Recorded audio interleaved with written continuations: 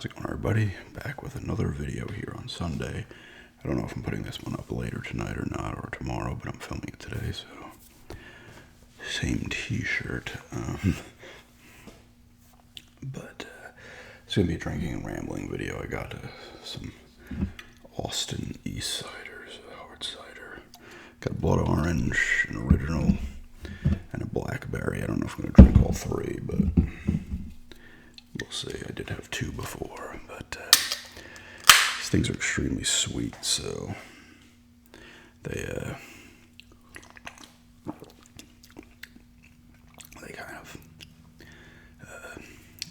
get to me. Like, it's not like a heartburn, it's just like a weird feeling. Yeah, you probably all had it before, right?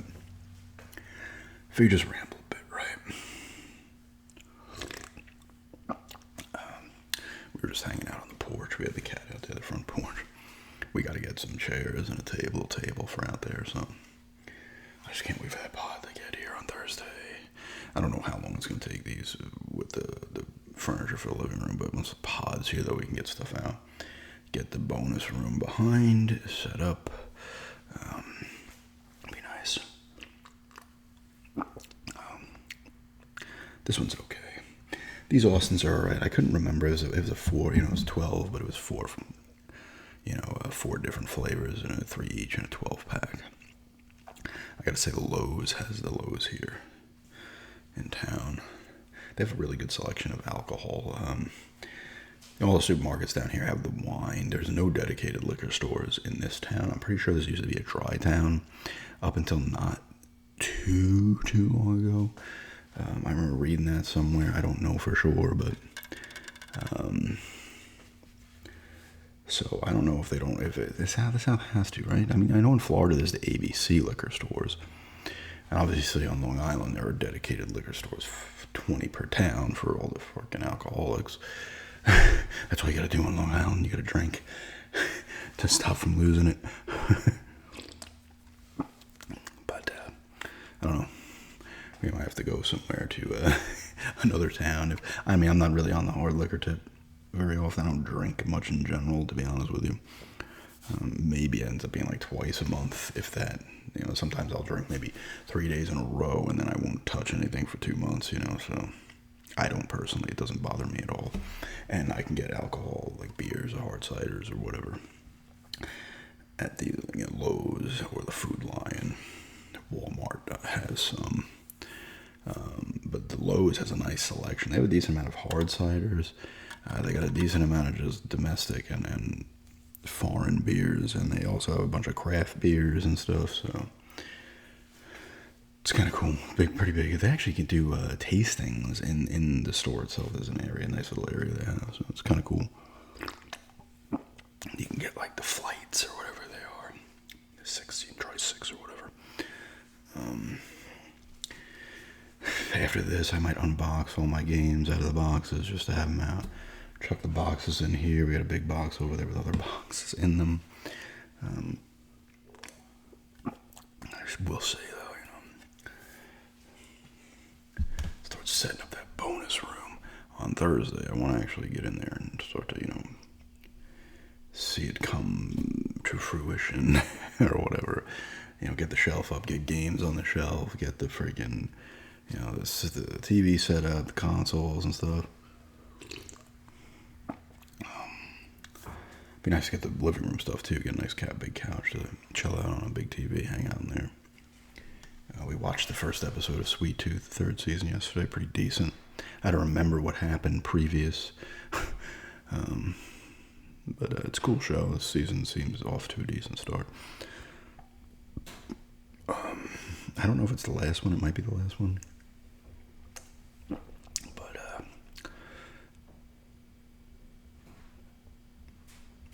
Sun's coming back out. It looked like it was going to rain. I was hoping to get a little rain on the lawn. It's supposed to rain a little later, I think, but it was clouding up earlier when we were out earlier. We had to get some pipes too.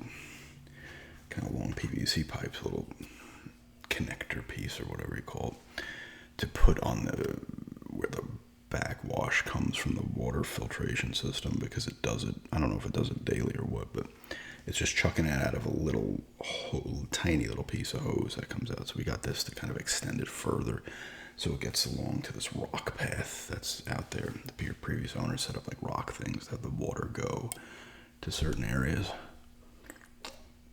which is kind of cool. So we got 2 of those. Put it out further.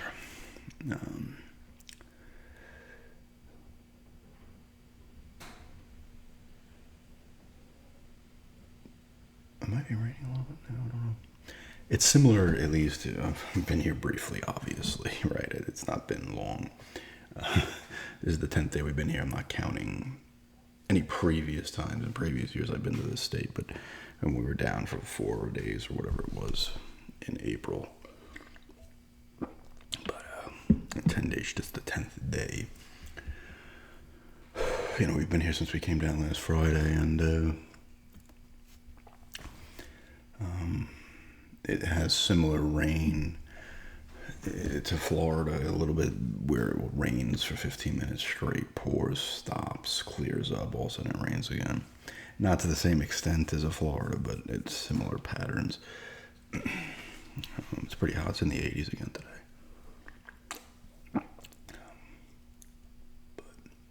I did change the setting on the mic. I changed it for the shady video as well to just a regular in front setting. The setting I had it on for a while was I don't know the names of these settings. It said it on the box, but it has the full thing, so you can go around and stuff like that. It's getting sound from the back, the sides, and the front. This is only the one that does it from the front. And I think, and somebody let me know, thank you for letting me know on the shady video, they said it sounded better or less echoey, because I guess maybe it's not taking in everything from every angle. So hopefully that continues.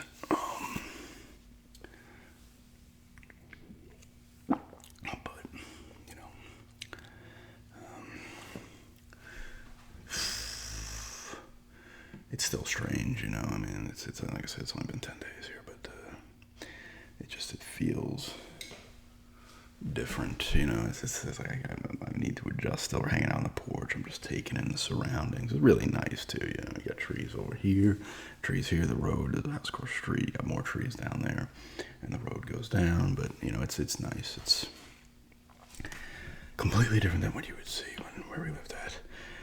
On Long Island, it was here in the backyard, fence, house, some trees. Went to Hamilton's, I believe it was called Hamilton's Steakhouse in downtown Asheboro. Pretty good place, actually. I got a steak burger. I forget what the first part was called. I guess sirloin steak burgers. It was really good. I always get it like medium well. Like I like my burgers like cooked. Like I'm not like I mean even burgers on the grill. Like if it gets too well done, I don't care. I'm just like, oh, yes, love it. I can eat them medium rare too, but I prefer them medium well. A lot of people will be like, what? Got some mashed potatoes on the side. They had really good loaded potato skins there too. They're really good actually. The burger was nice. Potatoes were solid. It's a good place, actually. That was our first kind of out to eat at a place. We've gotten the fast food stuff, but that was like our first sit down, kind of hang out. Nice atmosphere in there as well. Looks like there's a comic shop over there also that I did not see the last time we were in that area.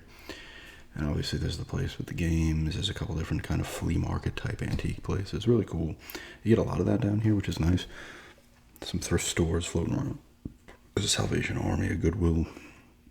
Other kind of, I don't know, they're not affiliated with anything big. It's just local ones, but a lot of stuff still to explore. So that's fun. It's an axe throwing thing over there as well. By the restaurants and stuff, there's a Taco Loco. The theater is over there. The Flying Pig, I believe, is another one. There's a good amount of restaurants over there. It's nice, nice little kind of town area. It's cool. I like that kind of stuff.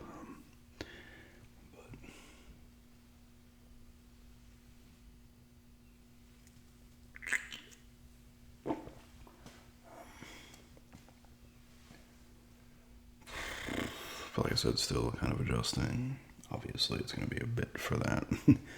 Getting my ID changed over and stuff in a couple of weeks. It's less than 2 weeks now. Do that. Move forward, make it more official, you know. I still am a resident of New York. But yeah, it's different. It's just different, you know, and you gotta just get used to it.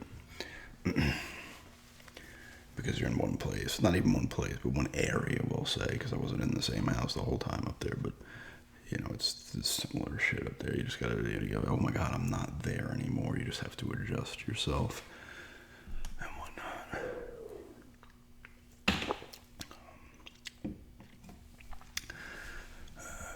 The Panthers shut out the Oilers in Game 1 of the Cup Finals, 3-0. I was surprised by that. Bobrovsky really... He's going to be making his if they end up winning it, or even if they don't. Because I know the last time that happened was the dude, Jean-Sebastien Giguère. I don't know how to say his name. He won the...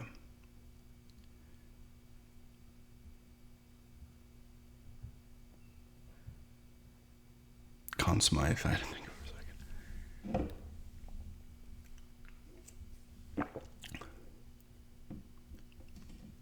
He won the Conn Smythe when they played the Devils back in, God, when was that? It was 06? When the hell? No, it wasn't 06. God, was that like 03 or something? He won the Conn Smythe. It's happened, I think, a couple other times in the course of the history of the game. But like, Bobrovsky's been playing really good pretty much throughout the playoffs. So he might be the one, you know, if they happen to lose a series, but he, you know, has a shutout or two. Because I remember that Devils Ducks series was nuts. I think it was like might have been like a lot of like, I feel like that was a very low scoring series. I was surprised to see the Oilers get shut out. I mean, that's not a good sign for them, but it's Game 1, right?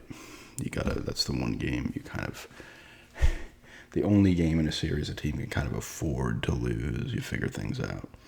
Once it gets past the 2 in a row, it becomes more of a problem.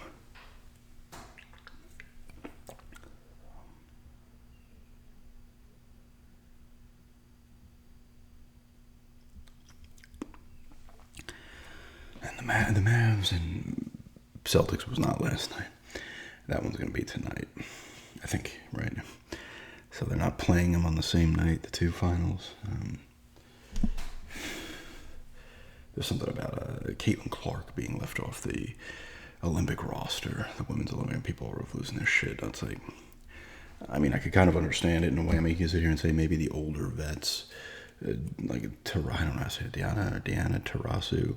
She's like 42, but she's been on like a bunch of Olympic teams. You could say, and she's still playing well though. That's the thing. You could be like, well, maybe the vet should give a spot over to a younger talent. Even doesn't, you know, Caitlin Clark, Angel Reese, that's her name, right? Cameron Brink. Those are the three I know. Kate Martin was the one who was also on. I don't know a lot of the other ones. You know the names that you hear from the media, right? They are telling you who's great, and then all of a sudden everybody's like, oh God, get on that dick. Here we go, you know. We're going to ride it into oblivion now. Because someone was like, oh, we didn't choose her because part of the reason, this was weird, part of the reason choose her is because we didn't want the reaction of her fans losing it if she didn't get a lot of playing time, which is strange because, listen, no matter how you look at it, she was the driving force. She was the player that the media just started pushing down everyone's throat, right? And then there's other players as well, Cameron Brink, Angel Reese, some that didn't even, they're still in college, that, you know, you were hearing about. The one, Paige Beckers, is that her name, on Connecticut. Other players as well. The one who was on, I forget her name, she transferred to LSU and then transferred out of LSU to somewhere else. She thinks she was on Louisville maybe or something. I forget her name. Haley something, Van something. But Caitlin Clark was the one they were like jamming down your throat.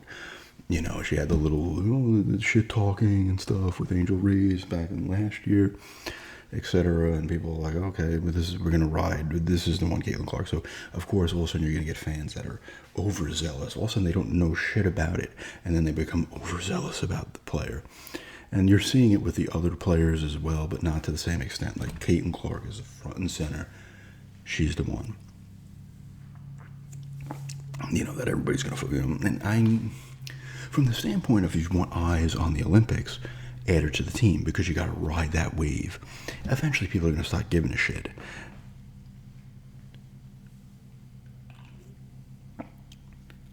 You might have some that, like, there's some kind of noise outside. I'm trying to figure out what it is. There's some kind of you'll have this, hey, Caitlin Clark brings a bunch of fans in. A lot of them by next year probably will not be watching, but you'll still probably have a good chunk that still do. But it's like, I don't know, it's weird. It's always weird to me, and that goes with any sport. The media starts jamming someone down your throat, and all of a sudden people go from not even knowing who the person was to being rabid fans of the person after like a 3-month span, This started last year, but it didn't really pick up until this year's tournament. It got nuts.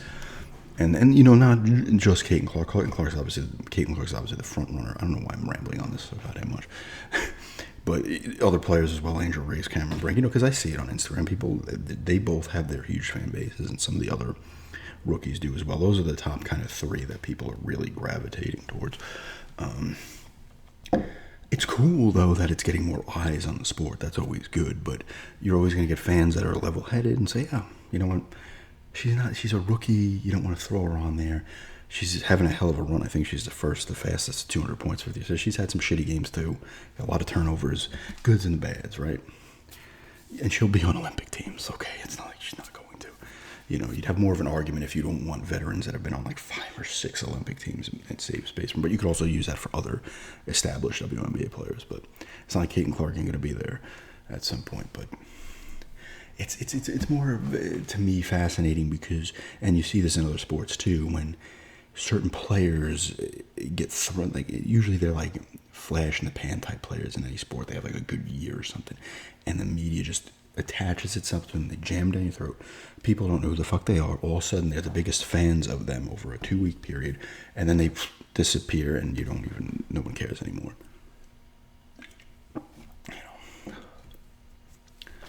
But anyway, I don't know why I was rambling on that so much.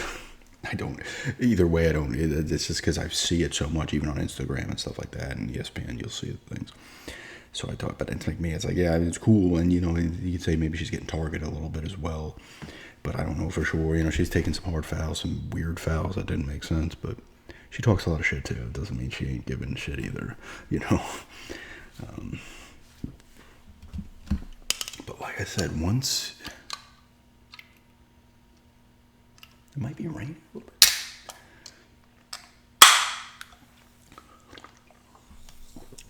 Once the people have decided this is the person they want to freaking bone over, it's game over. People are going to be level-headed about it, and other people are going to go nuts. Anytime they think they're wrong, they're going to lose it. They're going to start attacking other players, whoever coaches and stuff. And this is not just specific to the WNBA. This is every sport, everywhere in the world, But this is the blood orange.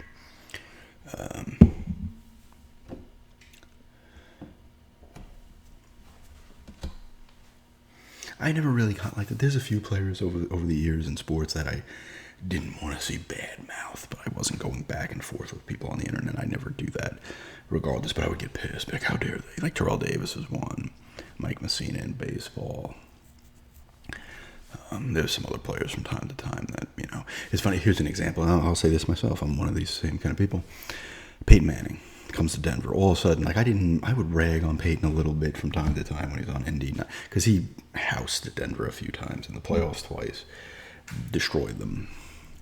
I think it was 2003 and 2004, during the Jake Plummer years. But, you do that. You think, I rag on him, he's incredible, but you rag on these players anyway, right? He comes to Denver, I'm like, oh shit, cool, this is awesome. All of a sudden, like, people are comparing Brady to Manning, and all of a sudden I'm like, no, Manning's better. I'm like, what the fuck am I doing? He's on Denver for 4 years. Like, I don't have any serious attachment to Peyton Manning as, like, an Elway, or even a Plummer for that matter, who played the same amount of time. Well, he was on him for 4 years, 3, 4, 5. He was on 3-4-5. He started most of 06, and they got benched for Cutler. But it was funny. It's like the same thing. Like now, well, that's a little different because he's on the team I like. So all of a sudden, I feel a need to defend him. Like, no, he's better than Brady. You know, like just weird shit like that. Like, no, he really isn't. But he is. You know, in some aspects he is, and obviously others he is not. But that's how it's funny. It's kind of same thing, different, same but a little bit different. I guess you know it's not. I wasn't pushed on Peyton Manning. I already knew who he was. But he's on the team I like, so all of a sudden I'm going to defend him and get overzealous about him when a year before he comes to Denver, well, he was hurt the year before, but, you know, even back in the day before he came to Denver, people like Brady's better, and yeah, he is, you know, but no, he's on Denver now, so he isn't, you know. And then he retires, and I'm back to like, hey, he isn't, you know. I mean, I appreciate the fuck out of the Peyton years. They went to 2 Super Bowls, won 1. It's the last fucking time they were good, so, well, 16 they were 9-7 with Travis Simeon. They missed the playoffs. That was their last winning season. Oh, what else? I didn't realize that new Bad Boys movie had came out. I forget what it's called, but did pretty good money, or projected to do pretty good money over the weekend, which is like kind of spicing up the box office because it was that Mad Max movie it reviewed very well, but it didn't make much money. Garfield didn't make a ton of money either, but didn't cost much to make, so that will profit, although they pumped a lot of stuff into it. They're probably making a bunch of money on toys and everything else, but there's a lot of marketing in Garfield. I saw it. I thought it was pretty good. You know, I didn't care about Chris Pratt being the voice of Garfield. No one will ever be Lorenzo Music. You know, Bill Murray was decent. Obviously, him and Lorenzo Music sound similar. But Lorenzo Music, for me personally, is the voice of Garfield because that's what I grew up with. And he's the perfect voice for Garfield. I thought Chris Pratt was fine. You know, I wasn't like, oh my God. And I was like, whatever, he's fine.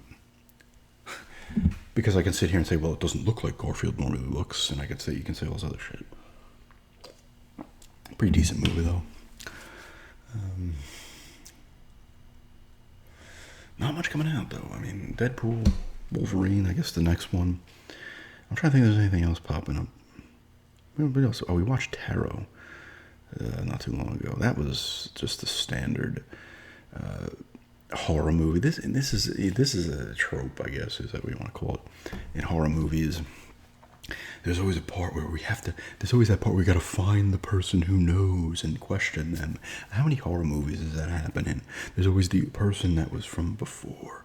Oh, they experienced it. They're still alive. We got to find them, and they're not going to let you in the house at first. They might have some traps or something set up, or they have a gun pulled on you, or they never want to just let you in these movies, right? It's like, no, you're not coming in. And then the character says something like, okay. And then they get killed later on in the movie, as always.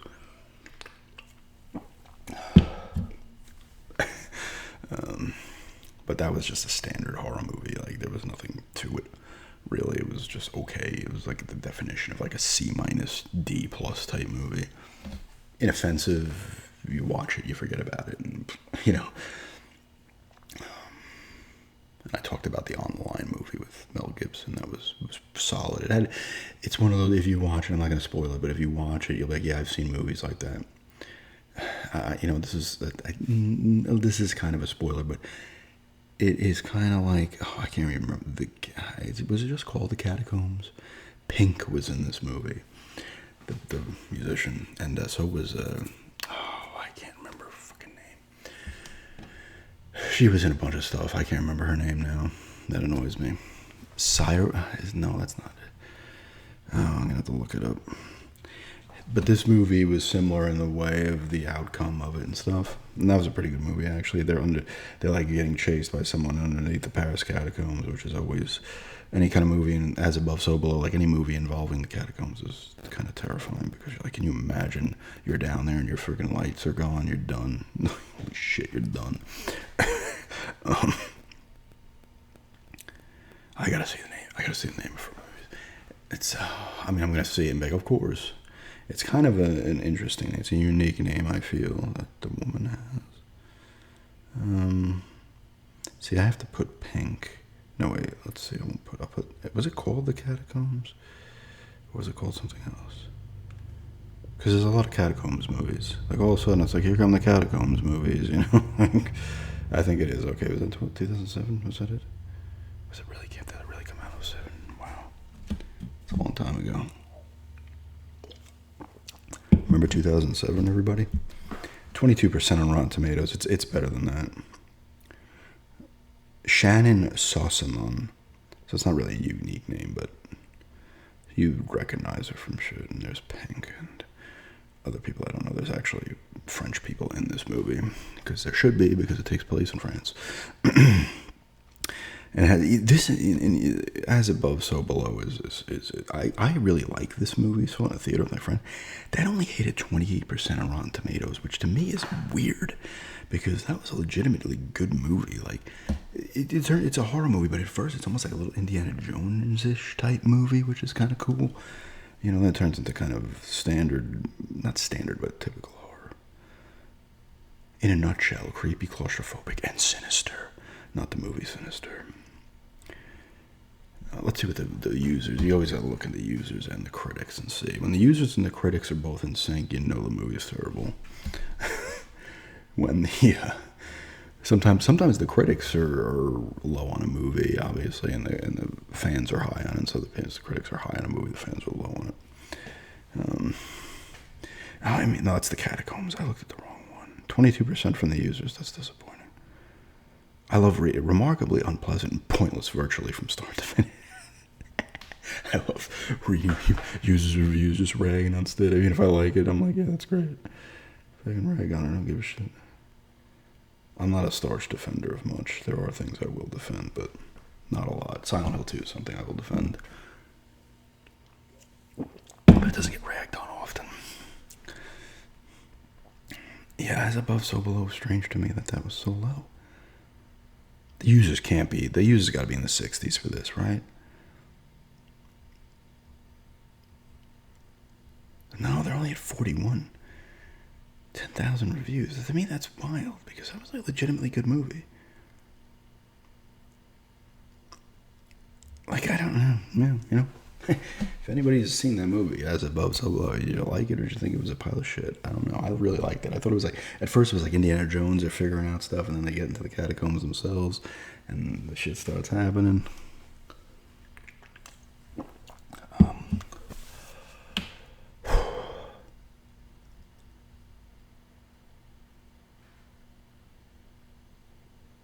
It actually sounds like it's raining, but it would be kind of a sun shower from the looks of the sky from these windows at the top of the garage. But yeah, I'm excited to get the game room set up and just start playing games again. I played a few games. I threw in Super Return of the Jedi. I'm just throwing stuff in, kind of screwing around with it briefly. But I want to get in, sit down on the couch, get in a game, check the capture card, figure that shit out.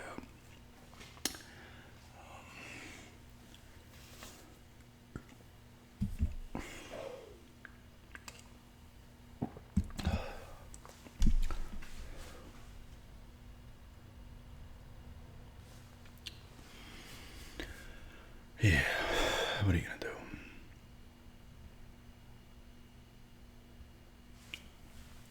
So I gotta cut the lawn sometime this week. It's not growing too fast, which is nice. So, the problem is we don't have hoses or anything yet. Or sprinklers, because our hose is in the freaking. Well, we can get another. We don't need two hoses because there's multiple lines to put the hose in. There's like three, I think, at least, in the whole place.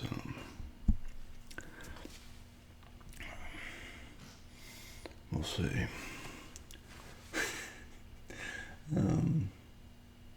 Yeah, you know, it's fun filming in the garage. I kind of like coming in the garage,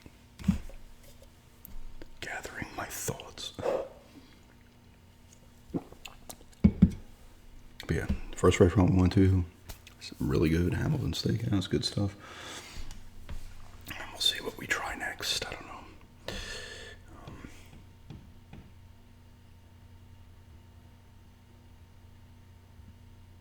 Actually, that might not be rain. That might be the little freezer we have over there that's making that noise. Yeah, though, you know, I mean,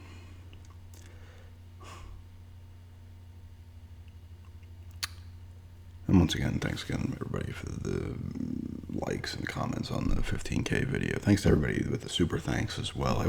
I thank the people when they give them, but, in a video as well, thank you for that. Anybody who's ever gotten anything off of Amazon wishlist as well, I forgot to mention that in the 15K video as well over the years. Thank you to all of you as well. You guys, without the subs, I ain't got a channel. I would still make videos, but no matter the audience, but the size, but it's nice to have, a good amount of people that appreciate your vids and like it, and then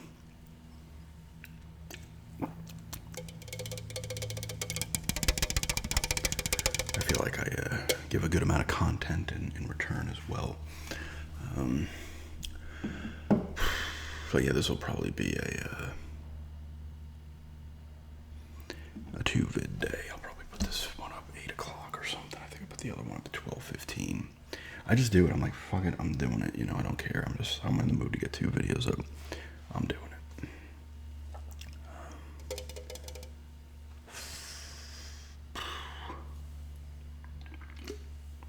Hopefully hit some more garage sales next weekend. Getting a better garage sale groove and actually have a garage sale pickup hopefully at some point. We'll see though.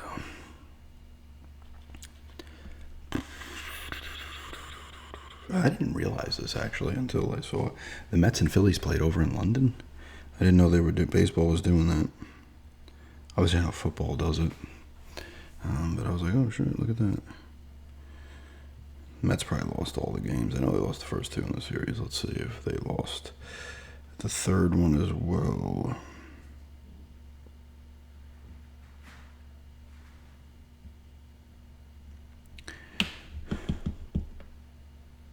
Oh, they won 6-5.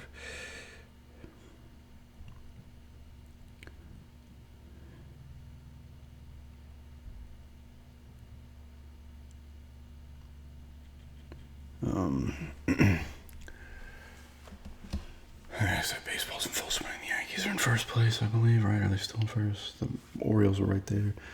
Dodgers are in first. Brewers in first. I think Seattle's in first. Cleveland is in first. Kansas City's doing pretty well this year, too. Phillies are in first. Is that everybody?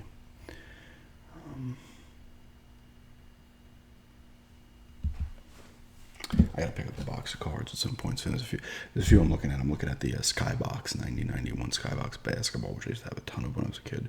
Always loved the look. It's kind of almost a plain look, but I don't know. I always liked it. Even the 9192 Skybox has a nice look to it as well. Because those 9091 Skybox boxes are not that expensive, which is nice.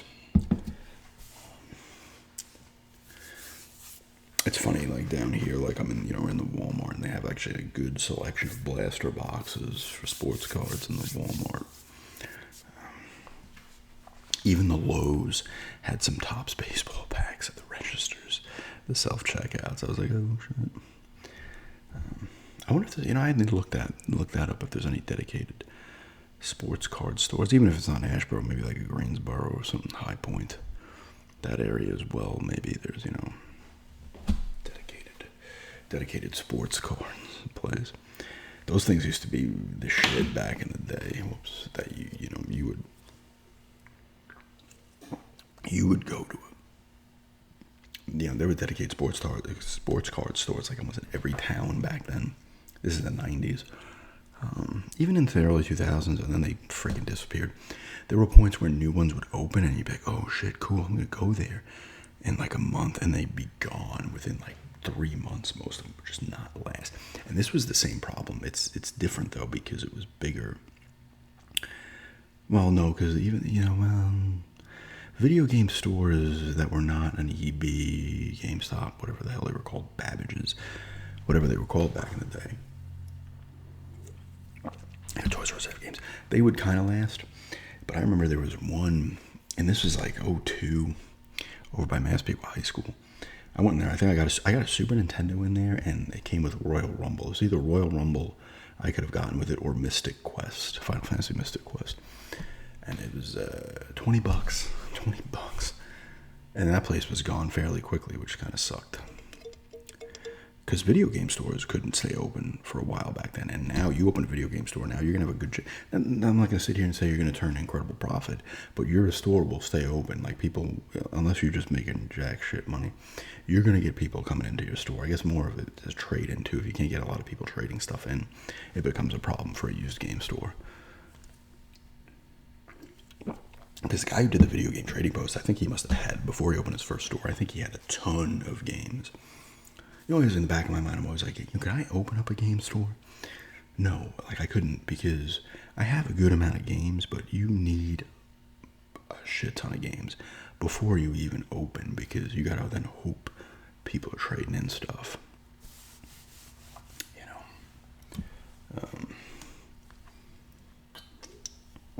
And it's you know, it can be tough on that front. If you're not getting to trade, it's not even about making money, it's running out of stock, because if you're not getting the trade-ins, like you wouldn't shut down, I feel, a video game store now. You would, because you can't make the money, but you wouldn't be making the money because people weren't coming.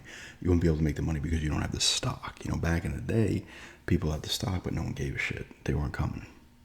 Retro video game store, this was 2002. And they had Super Nintendo, NES, Genesis, you know, that stuff wasn't even that old at that point. But the PlayStation 2, Xbox, and Cube were out. But no one cared. You know, it was almost like you were too ahead of the game at that point. You needed to wait another, geez, that was 2002. I mean, maybe even like another 7, 8, 9 years. Maybe even a little longer. I'm telling you, the video game craze was wild because it was non-existent. Like back in the 2000s, no one gave a shit. Still, the PS2 and the Xbox and GameCube, especially the PS2, video games were on the forefront, but no one, the retro game scene, no one cared. People would get them and collect them. Like you'd be able to go to flea markets, garage sales, like wherever you can get it. GameStop still had the thing. Like you go into GameStop, you're seeing Nintendo games priced at 99 cents. You know, that are selling for probably $150 now. You didn't, you know, and that's when, you know, GameStop, any kind of not retro game, any kind of GameStop, maybe EB too as well. And GameStop had like Funko Land and Babbage's. I think it was called Funko Land, the one that I would go to a decent amount in Levittown. You know, they had Nintendo games. Now, I remember from buying like Friday the 13th and Mad Max for like $1 each for the NES. Like it was crazy. And then they just they started getting rid of them because people weren't buying them enough. They didn't care. They were like, I'll buy, you know, there's people my age at the time be like, oh shit, yeah, I remember having this when I was a kid. And the funny thing is, people my age, older, you know, maybe 5, 6, 7 years older, you know, 4 or 5 years, 6 years younger, in that range, that, you know, I'm 45, so we'll just say 40 to 50, 35 to 55. And all of a sudden they have kids and they're like introducing them to the games they played when they were younger. And all of a sudden the kids are like, this shit's great. And all of a sudden more people want it, which is great anyway, because then, hey, video games are great, right? Everybody wants them. Back in the early 2000s, no one gave a shit about retro games unless you were collecting them. You couldn't sell the damn things. I think it was, I guess I used to watch his channel a decent amount, Pat the NES Punk. I think he said, because I think he has a full NES collection of games, and I think he said back in the day is when he got like a ton of them, because he was into collecting them and he wanted them before, I guess, he started his channel or whatever. And he collected a ton. Like he got a ton for probably dirt cheap, you know, before anyone gave it. He's probably getting DuckTales for $1.50. You can get that for $25, $30 now. Not a great example, but even a game like Contra, a $35, $40 game, you get it for 50 cents. You get a garage sale, you got 50 cents, sure. I've gotten Contra a couple times. I got a Contra back in, I don't know if it was 09. It was either 09 or 2011. It's $4. I remember it was across the street from where my friend lived. I was going by his house, his apartment, and I was walking up to his house. I'm like, oh, there's a garage sale across the street. Let's see what they got. And they had a copy of Contra for $4. I was like, yeah, of course, I'll take it. And that was a good deal then, because that game still had value then. Probably still $25, $30 in value back then. But I've come across Contra as well, obviously. You guys saw it in the collection, the garage sale video I did. I am buzzed, by the way. This is my 4th, because I had a few before I started filming.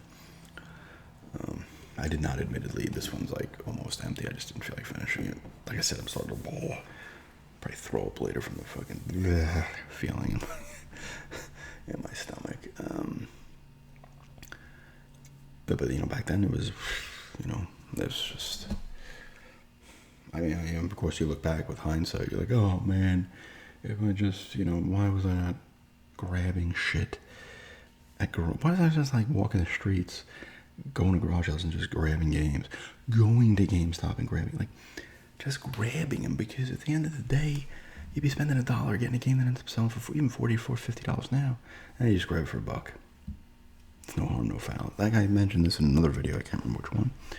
It was like, it was maybe even like 03, 04, I forget. They had a ton in Toys R Us. They had like 100, maybe not, maybe like 60, 70 copies of Perfect Dark for the Nintendo 64 sealed. They were selling for like $1 or $2 or some shit. I didn't buy any. I'm like, oh, I'll buy a few of those, and then I just never do. Like, why was I not buying like 5 of those and just holding them? And all of a sudden, hey, boxed copy, sealed copy of Perfect Dark now, probably sell for $100. Let's see. What is it? I probably looked this up in the other video I talked about this. Let's see.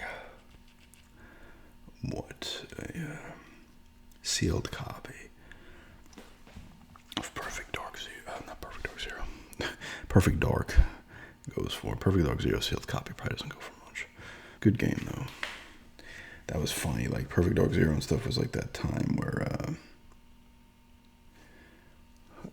those Xbox 360 games that almost looked like they had a weird plastic, even Condemned Criminal Lords had that look.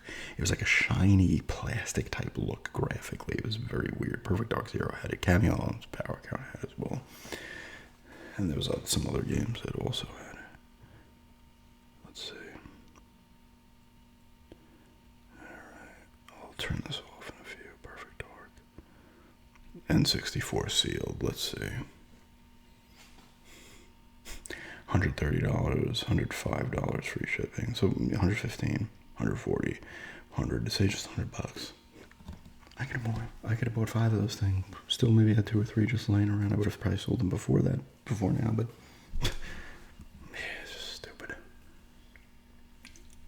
Because it doesn't matter the amount of money you have back then. It's just they're cheap, you know, like why not do it? I don't know. But anyway, I'm gonna turn this one off here. Did well with a couple and drank a few of those. That one I finished pretty much. This one I'm not going to drink because I'm not in the mood. My stomach is like, bah. But anyway, just rambling a bunch of topics. I went off the Caitlin Clark there for a bit. Video games, as always. Some other random sports stuff and some other movie type things. But anyway, thanks for checking this out and have a good day.